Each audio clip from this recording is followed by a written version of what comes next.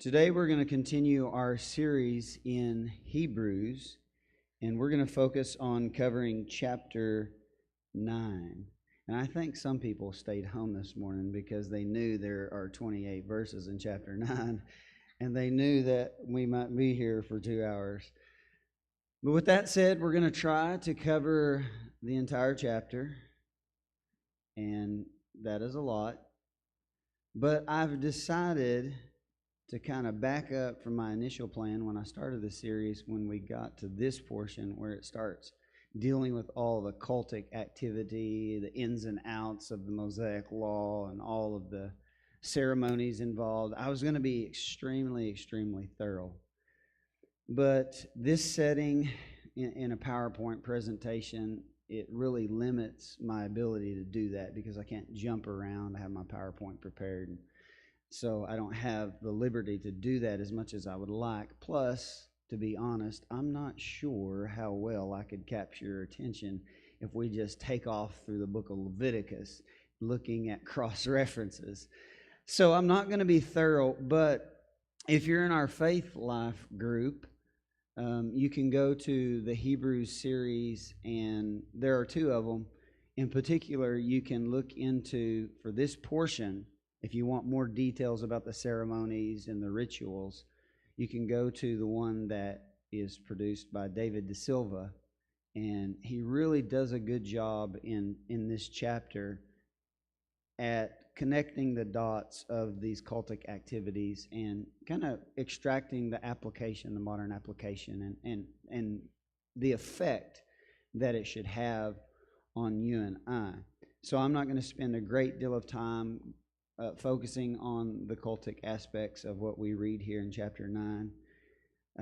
But if you have engaged in the recommended reading, the latter part of Exodus, say from Exodus 20 on, and then the book of Leviticus would capture, for the most part, the details of what is simply spoken of in brief here in this chapter. So if you want to read Exodus, especially chapter 25 through 40, and then the book of Leviticus, it will help you to understand the cultic rites, activities, ceremonies, and things that this is taken from. In particular, today, we're going to see that there's a strong emphasis on the priesthood of Christ in relation to him fulfilling, as the high priest did in the Aaronic priesthood, Yom Kippur, the Day of Atonement. And so it'd be very helpful to connect the dots if you read Leviticus 16 and the procession of events that take place on that day in relation to the entrance of the high priest into the most holy place of the holies of holies, because Christ is a fulfillment of that reality that was done for 1,400 years as a type and shadow of what Christ would ultimately fulfill. So with that said, what we see in chapter 9, and even this is going to continue into chapter 10, is amplification. It's kind of a build-up. It's returning to points that have been prior made, but it's building on them and expounding on them more and more. We're going to see a classic example of someone who is immersed in a Judaic background. Again, this plays into my thesis or my proposal that Silas is the writer of this book, because we're going to see rabbinic principles that were known in the first century, Calva Homer, from the lesser to the greater. If it's true in this case, then how much more in this case? I'll point that out when we come to it. We've already witnessed it several times in the book of Hebrews. But there is an enormous amount in the whole book, but especially in this chapter, what would be known as Hebrew parallelism, or we would say syncresis, comparison by analogy, similarity, and especially by contrast. And again, it's going to have from the lesser to greater involved in even that. So we're going to see a lot of amplification. What I want to do before we get into the text of chapter 9 is I want to read chapter 8. Okay, I would really like to read chapter 7 and 8 and chapter 10. But I'm going to read the 13 verses in chapter 8 because he's going to build on things that are said in chapter 8 and chapter 9. You guys with me? How many of you came focused, ready? You had your coffee, you're alert. You're going to need it because there's so much stuff in chapter 9 that is just foreign to us. We're not Jews. We weren't raised in Judaism. We've never watched an animal be sacrificed, or we've never taken an animal to the temple to be sacrificed. We've never had a physical priest that we've had a relation with. So there are a lot of things that are disconnects for us in many ways. So it's going to require some effort, and hopefully you've done a little bit throughout the past few weeks leading up to today, and that will help you to focus. So let's read chapter 8. Now the point in what we are saying is this: we have such a high priest, one who is seated at the right hand of the throne of majesty in heaven, a minister in the holy places, in the true tent that the Lord set up, not man. For every high priest is appointed to offer gifts and sacrifices. Thus it is necessary for this priest also to have something to offer, this priest being Christ as the great high priest. Now if he were on earth, he would not be a priest at all, since there are priests who offer gifts according to the law, the Mosaic law. They serve a copy and a shadow of the heavenly things. For when Moses was about to erect the tent, he was instructed by God, saying, "See that you make everything according to the pattern that was shown you on the mount." But as it is, Christ has obtained a ministry that is as much more excellent than the old, as the covenant he mediates is better, since it is enacted on better promises. For if that first covenant had been faultless, there would have been no occasion to look for a second. Now, what was the fault with the first covenant? It could not bring human beings to perfection or to a place to where they were prepared divine access into the divine realm. Besides the fact that it fell in the hands of priests that were, for the most part, defective if you study Israelite history. For he finds fault with them when he says, and it's a quote from Jeremiah that underscores the fact that the old covenant was insufficient and highlights the superiority of the new covenant. "Behold, the days are coming, declares the Lord, when I will establish a new covenant with the house of Israel and with the house of Judah, not like the covenant that I made with their fathers on the day when I took them by the hand to bring them out of the land of Egypt. For they did not continue in my covenant, and so I showed no concern or regard for them, declares the Lord. For this is the covenant that I will make with the house of Israel after those days, declares the Lord. I will put my laws in their minds and write them on their hearts. And I will be their God, and they shall be my people. And they shall not teach each one his neighbor and each one his brother, saying, Know the Lord, for they shall all know me, from the least of them to the greatest. For I will be merciful towards their iniquities."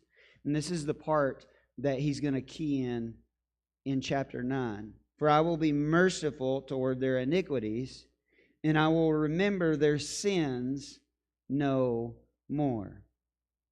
And verse 13 says, "In speaking of a new covenant, he makes the first one obsolete." Right? You can't have two covenants that are existing and operative at the same time, or two laws. "And what is becoming obsolete and growing old is ready to vanish away." And that brings us into chapter 9, and that's where we're going to pick up. It says in verse 1, "Now even the first covenant had regulations for worship and an earthly place of holiness," a place that was set apart and designated for service unto God and as an abiding place for God and God's presence. And that is captured in the tabernacle that was constructed in the wilderness. And this is what he's going to play off of. And some people have asked, why is he using the tabernacle in this example and not the temple? because the Jews of the first century that this is written to would have been more familiar with the temple than the tabernacle. Legitimate question. And the reason that I believe he is using the tabernacle is because he's trying to most associate the presence of God and what we see in the tabernacle in connection to Moses and the law. The temple was built by Solomon several hundred years after Moses, and so he's trying to introduce things that were a reality for Moses in the beginning when the Mosaic law was given. And so I hope you see that connection, because the focus is not just the Old Covenant in contrast to the New Covenant. It's also the law, the mediator, the original Aaronic priesthood, and all of those are being contrasted. So he's trying to go as far back into the original construction of a earthly structure that was patterned after a heavenly reality that was used in Israelite worship. And the tabernacle was actually used longer than the temple was anyway. How many of you knew that? They used the tabernacle longer than the temple because the temple of Solomon was ultimately destroyed after just a few hundred years, and the tabernacle existed longer than that. So that's why he uses the tabernacle as the example. Just a little bit of facts if you want to know. I'm not going to give you too much because I don't want to lose you. But the tabernacle, if you look at the outer court was 100 cubits long by 50 cubits wide, which in feet would be 150 feet long by 75 feet wide. When you look at what is erected within in the holy place and the holies of holies, you have a section that would be 45 feet long and 15 feet wide, and that was broken up in two parts. The holy place, which is the first part as you go in, was 30 feet by 15 feet, and then you had the holies of holies, which was 15 feet by 15 feet. That's the constructed tent that was patterned after what God showed Moses on the mountain.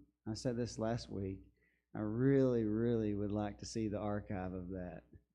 I would really like to see what God showed Moses on the mountain, because it is hard to imagine patterning a material thing after an immaterial reality. I mean, when you just think about that and you try to process that, it's like, how do you do that? And this is what they came up with. And there's great significance in everything involved with this tabernacle. All the intricacies, the colors, down to the couplings on the details of the furnishings therein. There is so much that could be discussed. He's going to actually allude to that. But we don't want to get bogged down with all of that, right? Because this is foreign enough with getting into the little details and the intricacies of it all. But he says, for a tent was prepared, the first section, in which were the lampstand and the table and the bread of the presence. It is called the holy place. So again, when we go inside, what he just alluded to is this portion here. Again, it's 30 feet long, 15 feet wide. And in it, he says in that verse that there was a table of showbread, the bread of presence, which the priest would keep filled on a weekly basis. It would be unleavened bread. Then you have the menorah, the lampstand. He doesn't mention the altar of incense, but the altar of incense stood in the entrance to the holies of holies. We'll talk about that here in just a moment. But he mentions some of the artifacts that were located in the most holy place. They would have been familiar with this, being Jewish Christians. He goes on and he says Behind the second curtain was a second section called the most holy place, or we would say holies of holies, Kodesh HaKodeshim in Hebrew is what that is. And that's this portion right here, 15 by 15. And in it, he says, having the golden altar of incense. Now, we have a problem. If you've read Exodus chapter 30, 37, when it talks about the altar of incense, and you know Israelite history and the history of the tabernacle and the temple, you know that the altar of incense was not located inside the holies of holies. So why does he say it this way? Behind the second curtain was a second section called the most holy place, the holies of holies, having the golden altar of incense. It wasn't inside the holies of holies. It stood in the entrance to the holies of holies. And for whatever reason, he wants them to view it as kind of being connected to the holies of holies. I'm not exactly sure, why he says it this way, because clearly the Old Testament places the altar of incense in the holy place, not the most holy place. But it does serve as a gateway into and is connected to both. So that's what we see here. Having the golden altar of incense and the Ark of the Covenant covered on all sides with gold, in which was, and the Old Testament doesn't say this, there are Jewish tradition and history that would side with this, but it says, in which was a golden urn holding the manna and Aaron's staff that budded. Those, he has them placed inside the ark, where we don't see that in the Old Testament. All we see placed inside in the Old Testament is what is written here at the last, and that is the tablets of the covenant, or what we would say the Decalogue, the 10 Commandments. And so, to give you a visual, that would be beyond this veil, in the altar of incense right here in the doorway, up against the veil, essentially, going into the holies of holies, or the most holy place. And here you have the ark with the cherubim on top. And this served as a throne for God. This is where God would come down. And he's going to talk about that here in just a moment. But that is the ark that was in there. And we know, based on the Old Testament, within the ark was the Decalogue, the tablets that were hewn out by Moses on the mountain. But he says also Aaron's rod and the urn of manna. Above it were the cherubim of glory, overshadowing the mercy seat.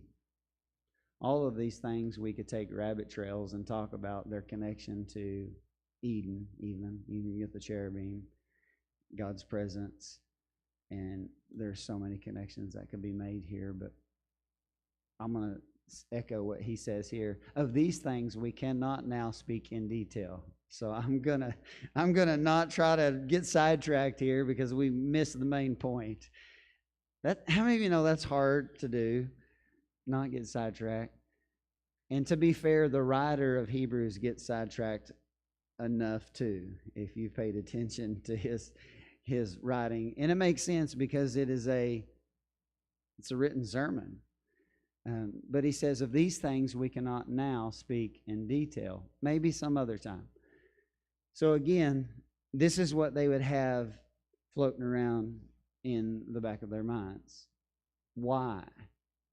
He's setting them up for from the lesser to greater argument. And he's going to show how Christ has brought meaning and fulfillment to each of these things.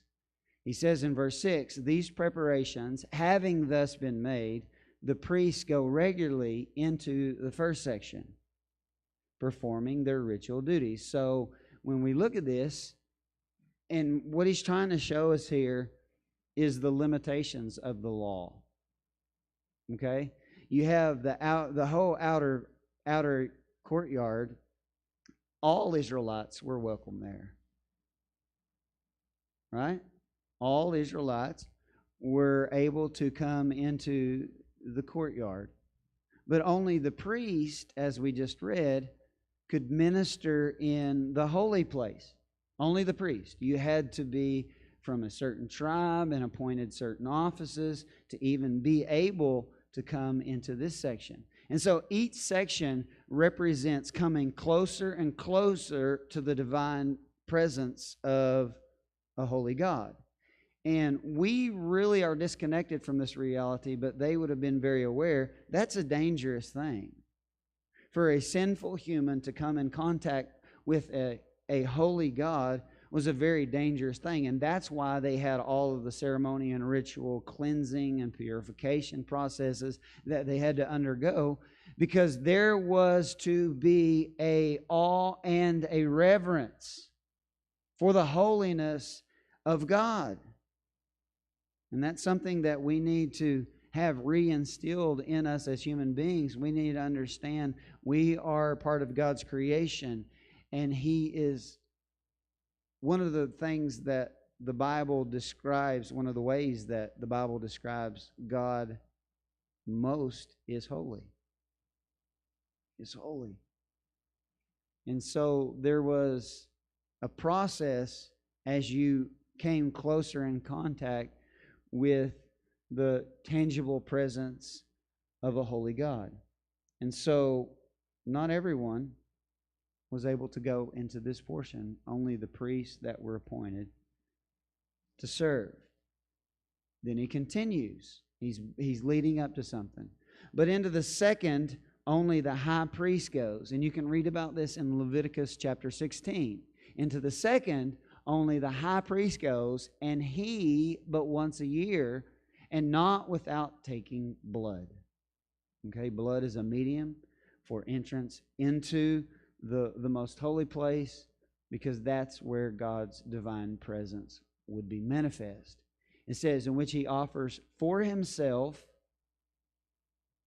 he offers a bull for himself, the priesthood, and he offers a goat on that day for the people.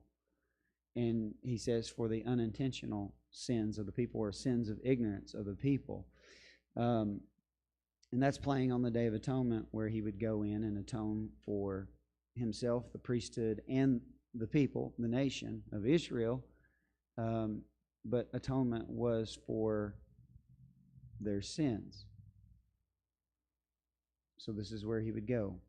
Through this veil, once a year, he would go into the holies of holies, and he could not dare enter without blood. And this would be a ritual that you can read about in Leviticus 16 that took a large portion of the day.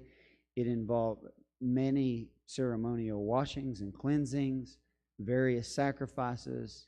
And it was a major ordeal with details of how it should be carried out to keep God's presence from breaking forth and bringing judgment. And they were aware of that. Now he plays on this in verse 8. He says, the Holy Spirit indicating this, that the way into the holiest of all was not yet made manifest while the first tabernacle was standing. What does he mean when he says it that way? As long as the cultic activity associated with this structure that was erected by man, as long as that priestly activity was taking place, there was no true access into the true holiest of all, which this, what we looked at, was patterned after. And I made mention of this last week, that before Christ died, no one who died prior to Christ was given access into the holiest of all, which is the tangible presence of God in what we would say locally or spatially as heaven, where God's throne is. No human approached God in the afterlife until after Christ himself was raised from the dead and performed what we're reading here in this chapter, what we're yet to unpack. And so what he's highlighting is that the physical structure, this, is a copy and a shadow of the ultimate reality. And the ultimate reality is not accessible as long as the shadow is functioning. Does that make sense? So what has to happen in order for humans to be reconciled in a way that they can approach God by entering into the true holiest of all is there has to be an absolution of what? The Mosaic law, the Aaronic priesthood, the tabernacle, which makes sense why Jesus, on the week that he would be crucified, condemned the temple and the priesthood to be absolved and abolished, and declared that not one stone would be left upon another because there was no need for it. It was delegitimized by Christ. And that's why let me follow it up with this for the dispensationalists out there. There is no need for the Jews to build another temple. They may build one, but if they do, it is spitting in the face of God because Jesus condemned it and rendered it useless and found fault with it and found it insufficient, and it is not a mode of approach to God now. The mode of approach comes through Jesus Christ. The temple is not a physical structure. Being God's covenant people is not about ethnicity. There has been a change of the guard. There has been a change of covenant. There has been a change of law. Everything has changed. Why would we ever go back to the lesser when we have the greater? And there are some Christians who are calling for the rebuilding of the temple as if God's behind that. No, God isn't behind that. God was behind the denouncing and the destruction of it, as Christ declared would be in the final days of His life. So, let me follow it up with something else. Do I think the Jews will build a temple? They most definitely want to. They have prepared the furnishings that will be used in one if it is built. Will it ever be accomplished? I don't know. Part of me says it might be as a smokescreen to further delude deluded Christians into just beyond repair dumbness. I'm sorry, that came out for it. Hit my filter. It happens. But there are pretty significant problems to that becoming a reality, because you have an Arab control of the Temple Mount, and they're not too keen on the building of a temple when they have their holy place there. So there are a lot of problems. But at the end of the day, it's all irrelevant. Y'all fight over it all y'all want. God isn't there anymore. God isn't on Mount Moriah anymore. God rules in the minds of the hearts of those who open them up to a holy God. We are the temple. We are God's dwelling place. We are God's people. And it all comes through Christ. And while the first tabernacle and the Aaronic priesthood was functioning as a legitimate law-given reality, access into the divine realm and the abode of God was not available. So, how many of you are glad there's no longer an Aaronic priesthood and there's no longer a temple or a tabernacle in Jerusalem? Jerusalem has been relocated, and we're going to get to that later in the book of Hebrews when he talks about we have come to a heavenly Jerusalem, a heavenly Mount Zion, where there is a new high priest who is ruling not from Jerusalem in Israel, but from the heavenly Jerusalem, at the right hand of the throne of God with all authority, power, and might. I about invented a word that was all three of those in one. Did y'all catch that? I'm trying to talk fast because we have a lot of verses. So I'm glad all of that's been abolished. He says, and this is almost a parenthetical remark here. One of the English translations that I use a lot actually has in parentheses, I think the ESV, but I like the NET translation here. I think it best captures accurately what's being said in this verse. This was a symbol for the time then present, the tabernacle, when gifts and sacrifice were offered that could not perfect the conscience of the worshiper. Remember several weeks ago I gave you some homework and I uploaded some documents that have the Greek words associated in the noun and the verb form of the perfecting language, because it talks about Jesus being perfected and it talks about us being perfected, and it uses that word and that terminology and synonyms a lot in Hebrews. And so this is something that needs to be understood, the perfection language, because the Mosaic law, the Aaronic priesthood, and the sacrifices and the ceremonies involved in all of that could not perfect or complete the conscience of the worshiper. That was one of the insufficiencies of the old order. He says they served, and here's why. They served only for matters of food and drink and various ritual washings. They are external regulations imposed until the new order came. And I like the way the NET translated that, because it says until the new order came, because I think they really capture the psalm that Hebrews is based on, and that's Psalm 110. The royal son who is a priest after the order of Melchizedek. And so that's what this is an allusion to. So all of the ritual observances, the food and drink oblations and the sacrifices and the ceremonies and all of the stuff, all of that fun stuff we read about in Leviticus and Exodus, all of that was legit. It was ordained of God, and it was sanctioned by God, and it was used for God's glory until the new order came. And when Christ came, things changed.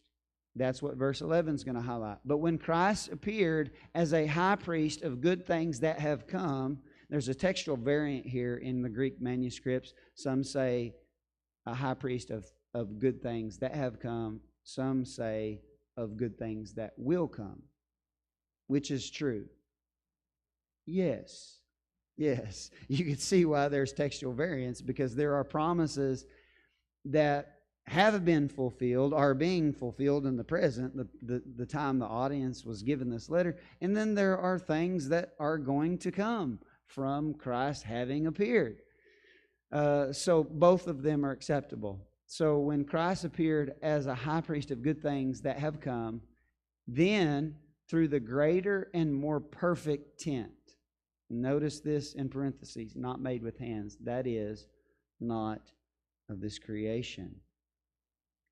So the temple or the tabernacle stood as a visual representation of something that was otherworldly, not of this creation. Again, they were trying to use concrete material things that humans can identify with to articulate these heavenly truths. And they were used for a time until Christ came. And He changed the priesthood, the law, and the covenant. He did that not with the blood of goats and calves. This is an allusion to the Day of Atonement rituals. But with His own blood, He entered into the most holy place once for all. Why does He highlight that once for all? This would be in contrast to the high priest of Israel, who would do this year after year on the Day of Atonement. on the 10th day of Tishrei. Every year. The fact that they had to do it every year spoke of what? The insufficiency of their sacrifice. The lack of being a sufficient sacrifice for all time. So Christ did not enter the most holy place, and this is the heavenly most holy place, with the blood of goats and calves, but with his own blood. So not only was he the high priest, but he was also what? The sacrifice. And he's making clear that it was a what kind of sacrifice? A better or perfect sacrifice. And he entered not more than once, but how many times? Once for all. Why? Because he was the perfect sacrifice, and he had obtained eternal redemption. Why does he say it that way? Because it's redemption based on a once-for-all sacrifice. Therefore, it spans what? All eternity. So that makes it what? A retroactive sacrifice. That's why when Jesus was raised from the dead, all of the saints who had died before him were raised with him. And it was at that point Christ would go, as we're reading, into the heavenly realm and provide access for all those who had died in faith into the realm of God. There is so much more that took place on Resurrection Day and Ascension Day than people would ever realize. Because no one, no human, was given access into the divine realm as a dwelling place or an abode, an eternal abode, before Christ brought atonement. And that's what this is speaking of here in verse 12. And so this is what they'd be visualizing, if you will. This is patterned after a heavenly reality. When you start thinking about the heaven reality of what this must represent, it's just overwhelming to me. But they would have had this in the back of their mind, and they would be envisioning Jesus doing this in what this is a representation of. And so he brought fulfillment and an absolution to this because he entered not into one that was made with hands, built after the pattern of the actual reality, the heavenly reality. He entered into heaven itself.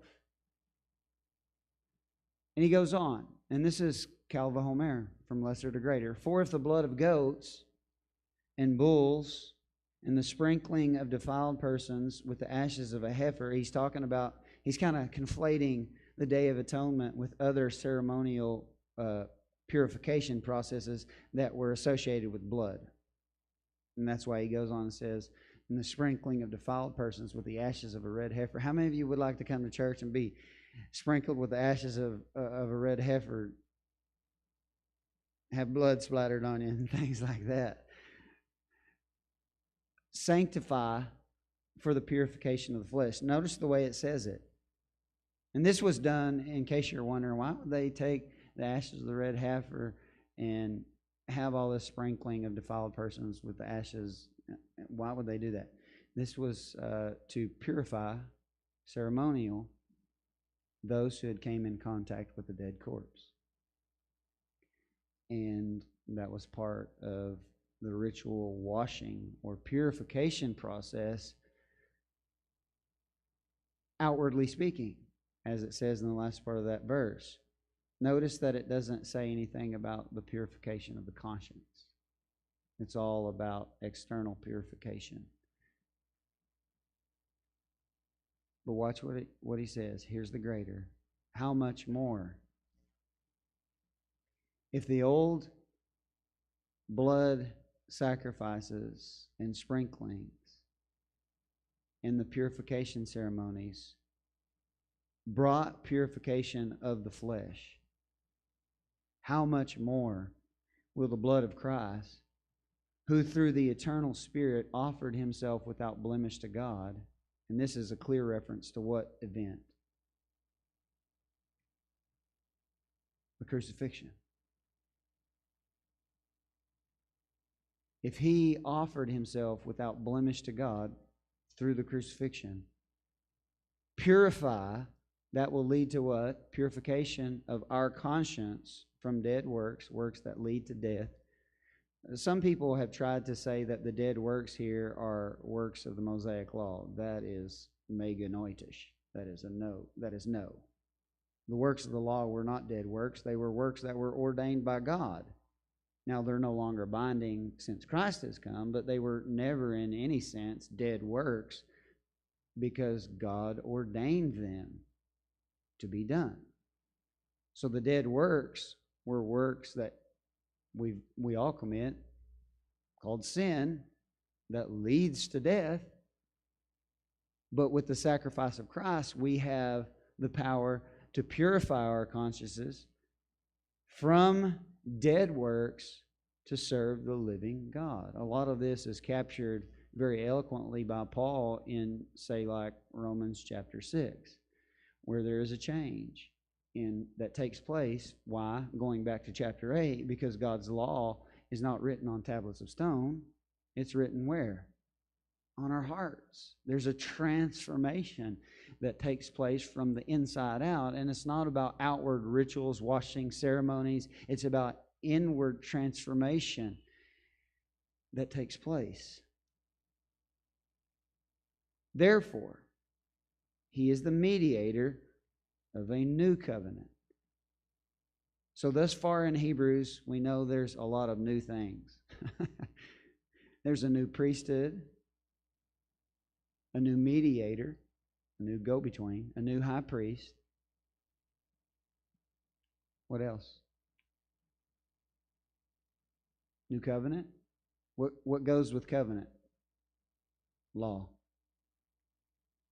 All of this is new. And there's a new temple or tabernacle.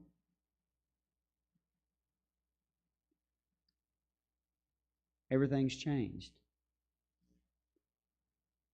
So he's a mediator of a new covenant so that those who are called may receive the promised eternal inheritance. And that being what?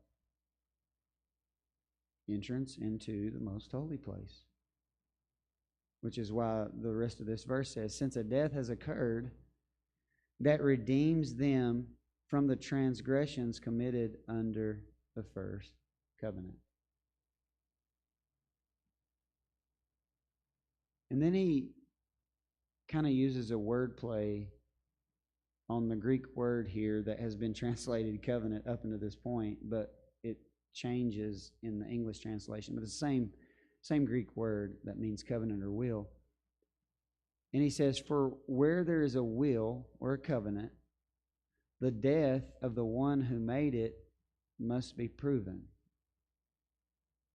Okay? And this is something they would have been familiar with in the first century. And even today, we're familiar with this concept. If someone is going to write a will where an inheritance will be left, it has to be validated and proven that it has been enacted by the one whom it represents and will be enforced thereafter. And he says in verse 17, for a will takes effect only at death. Actually, in the Greek, it says deaths, plural. And I think this is a clear allusion to like the ceremony that we read about in Genesis 15, where God made a covenant with Abraham. Everyone familiar with that story? In Genesis 15, God makes a covenant with Abraham. And what happens? They cut the animal down the middle, split it in half, and they walk through the pieces. And that's how covenants were made. They were made and ratified with blood.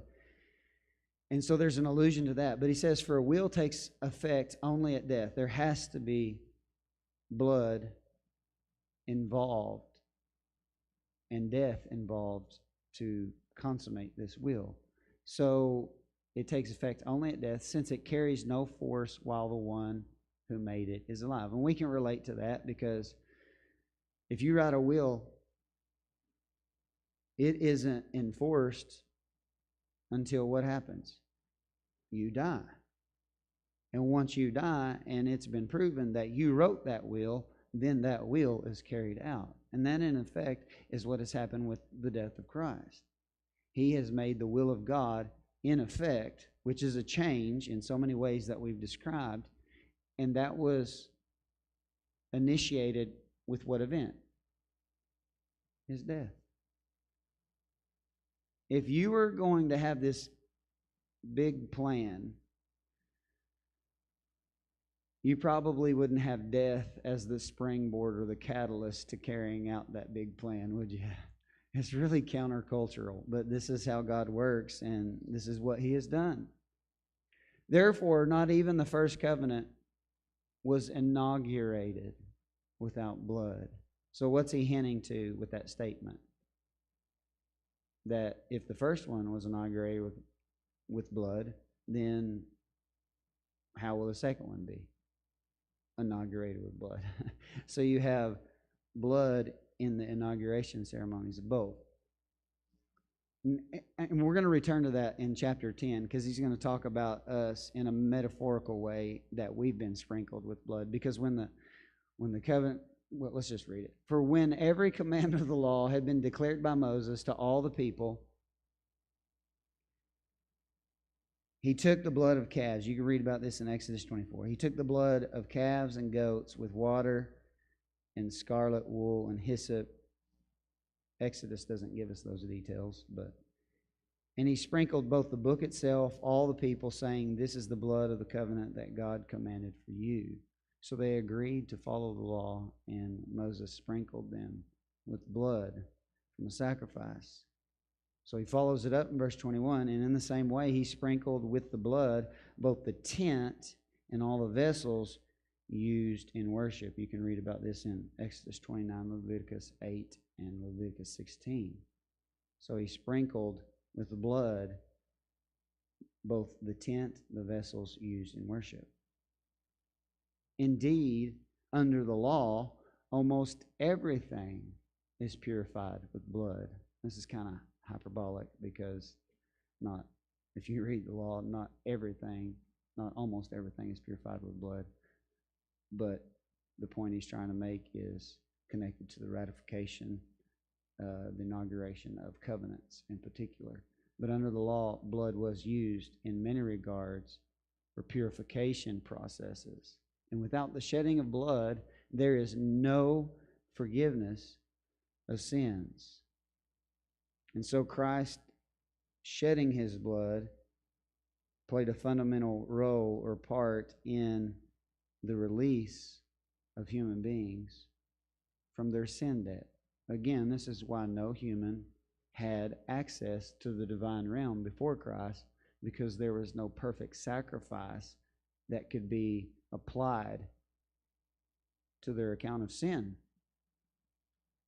And sin must be reckoned with for humans to be in the divine abode of God. And that's what Christ fulfilled. Thus, it was necessary for the copies of the heavenly things to be purified with these rites. Now, is he saying this in a literal sense? Please say no. Please say no. Did Jesus get him a cup of blood and ascend into heaven with a cup of blood and dab it on stuff, physical structures in heaven? No. Functionally, this has occurred. So it was necessary for the copies of the heavenly things to be purified with these rites, but the heavenly things themselves with better sacrifices than these. So they find their fulfillment in the events of Christ's life.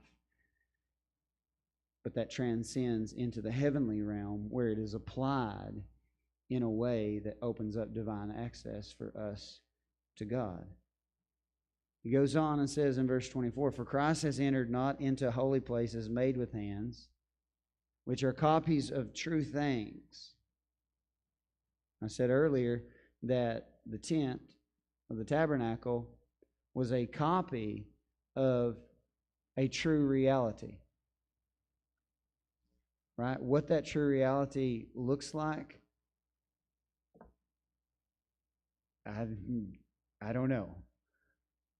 As far as trying to understand and wrap your mind around an other dimensional world and an other dimensional reality and express that in human ways, I think we're very limited in our capabilities to do so. But Christ has entered not in the holy place made with hands, which are copies of the true things, but into heaven itself, now to appear in the presence of God on our behalf. Why does it say it that way, the last part of that? To appear in the presence of God on our behalf. To atone for our sins, because He is fulfilling the high priest role. Again, allusion to the Day of Atonement, where He's bringing a once and for all atonement for the sins of mankind. And it's Him entering into the throne of God was like the high priest on the Day of Atonement entering into the mercy seat. So He's fulfilling it in a realized sense in the heavenly realm, and only the high priest of Levi did that year after year in an observance of the copy or the shadow of what was coming. He says, nor was it to offer Himself repeatedly, as the high priest enters the holy places every year with blood not his own. Right? Leviticus 16, he brings the blood of bull, the blood of goat. And then verse 26, for when He would have had to suffer repeatedly since the foundation of the world. In other words, Christ wasn't crucified more than once because He was once and for all, as it says in the last part of this verse. But as it is, He has appeared once for all at the end of the ages to put away sin by the sacrifice of Himself. Again, this has a retroactive aspect to it, because this was applied to the old patriarchs, the people who had died in faith beforehand, and they were finally reconciled and given access to God because of what Christ did in the crucifixion, resurrection, ascension, and exaltation. And just as it is appointed for man to die once, and after that comes judgment, and this is something that awaits us all, so Christ, and then he quotes Isaiah 53. This would be easy to overlook if you're not familiar with Isaiah, but Isaiah 53, anybody know what that entire chapter is about? The suffering servant, the Messiah. And it quotes it partially, having been offered once to bear the sins of many. That part is in Isaiah 53 and verse 12. So the writer is seeing Jesus as a fulfillment to that prophecy, right? So Christ, having been offered once to bear the sins of many, unless you're Calvinist, then it's the elect or the few, will appear a second time, but it's going to be different. How many of you know that when Jesus returns, how many of you know there's only going to be a second time, not a second and third? You guys understand that by now, hopefully? Yeah. He's going to come one more time. But it's going to be different. As the verse says, not to deal with sin. He's not coming to die and atone for sin. But, in regard to the audience that He's writing to, but to save those who are eagerly waiting for Him. Notice how salvation is posed in what kind of tense? Future. Why? Because you weren't saved when you were converted. You came to the faith. You made a decision to follow Christ. You're not saved. Salvation is future tense. Now, that's a part of it, and you can't have the future tense salvation without the past tense acknowledgement and coming to Christ and choosing Him as your Savior and Lord and choosing to follow Him while you're a stranger here on this earth. But we need to have a firm grasp of viewing salvation as something in the future, something that can be lost. Because you're not eternally secure until you're what? Securely in eternity. And you're not in eternity. I hate to break the news. None of us, good Lord, aren't you glad? If this was eternity, I would rather not exist for all time. But He's coming again. And He's not coming to deal with sin. He's coming to save those who say the sinner's prayer. Those who eagerly wait for Him. What kind of person would eagerly be waiting for Him? Someone who doesn't feel at home in this present world. How many of you feel at home in this present world? I hope not. How many of you have an inner yearning and longing for the return of Christ? And the only thing that would abate that at all is the reality that you have so many people that are connected to your life that you know are not ready for that day. That would be the only reservation that any of us should have in regards to come Lord.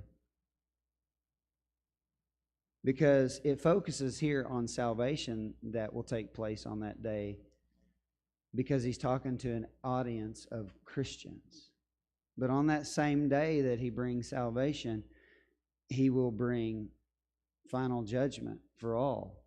Salvation to those who are faithful, and damnation and destruction to those who are not. So this is where we need to self-internalize and ask ourselves how comfortable we are in this world. And are we eagerly waiting for Him? Are we anticipating Him? Are we anticipating the fulfillment of the promises not yet fulfilled in the consummated kingdom when Christ returns the second and final time? Because I think it's been all too easy for postmodern Christians in their comfortable lives to feel right at home in a world they should feel they are aliens, strangers, pilgrims. I want to give you some homework to help you be good students. I'm going to give you a couple passages that use that same word in that last verse, eagerly waiting. That Greek word appears 7 times in the New Testament. Romans 8:23, 1 Corinthians 1:7, Romans 8:25, Galatians 5 and verse 5, Philippians 3 and verse 20, here in this verse, and then again in Romans chapter 8 and verse 19. I'll upload this document so that you can look at all of these contexts where it talks about this eager anticipation and waiting for, because it's something that should be in each of our hearts. As Christians, we should be eagerly waiting for Him, because salvation is coming for those who are eagerly waiting for Him. So it's kind of a big deal, isn't it? If salvation is for those who are eagerly waiting for Him, the conclusion is we want to be people who are what? Eagerly waiting for Him. And so I'll upload that. Any questions?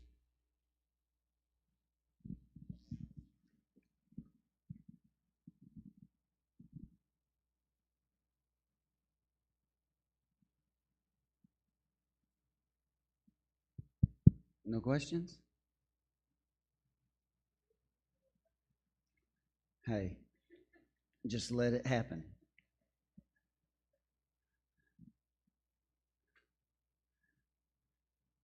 No questions?